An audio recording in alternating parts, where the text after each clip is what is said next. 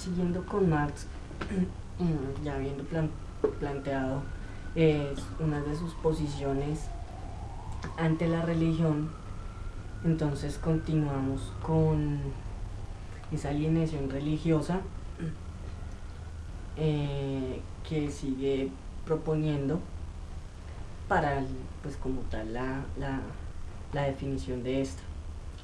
Entonces,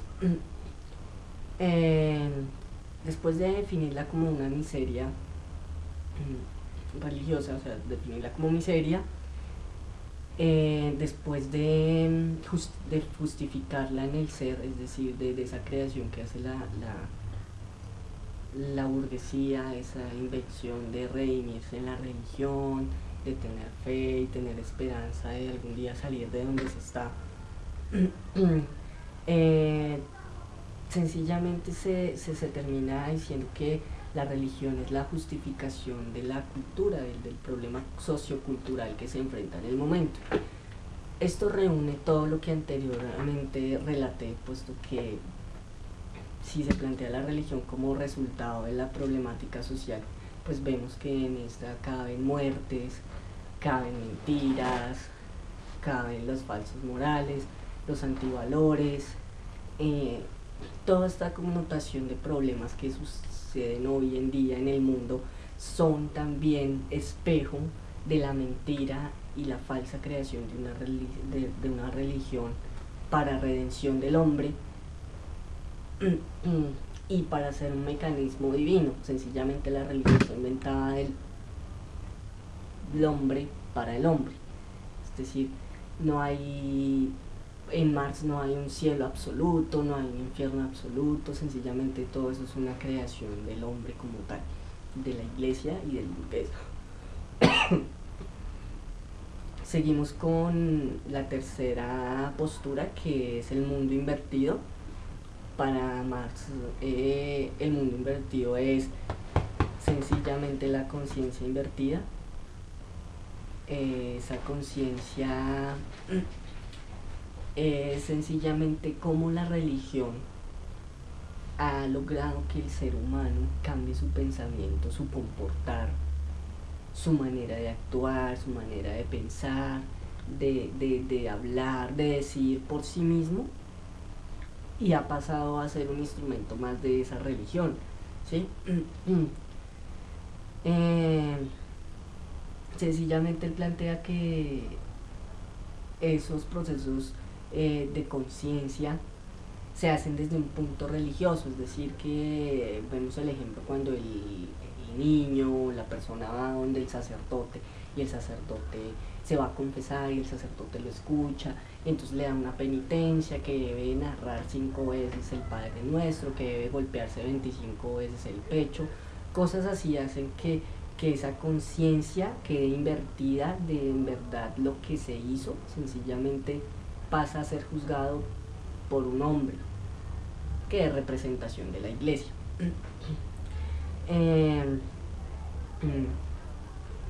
Sencillamente otra característica del mundo invertido es que no se piensan como hombres de carne y hueso, es decir, se piensan como seres divinos, como somos imagen y semejanza a Dios, como somos esos seres supremos que tenemos espíritu, alma y que después de morir podemos volver a vivir, entre otras cosas. Entonces esa religión como tal plantea que obviamente usted es un ser divino, un ser que no, mejor dicho, que es casi inmortal, que lo que muere es su cuerpo, pero usted siempre seguirá viviendo.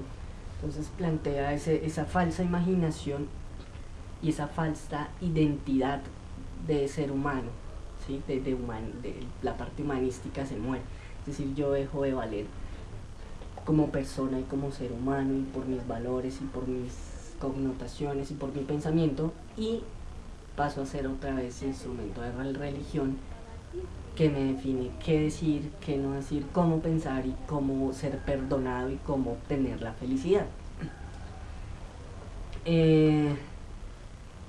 Entonces podemos definir como tal que la religión de Marx sencillamente, o sea, el campo religioso en Marx sencillamente es esa religión, esa iglesia creada por el burgués, por el hombre y para el hombre, con falsos valores, con falsas ideas, sencillamente explicado desde un punto teórico injustificado, y como tal un elemento clave para la redención del pobre proletariado que sigue aferrado a que algún día será burgués. En cuanto a la religión es opio del pueblo, pues sabemos que el opio es una droga y adormece y genera cierto tipo de efectos. Marx escribe esa frase relacionando a la religión como eso, como un somnífero que le aplican a las personas, al pueblo.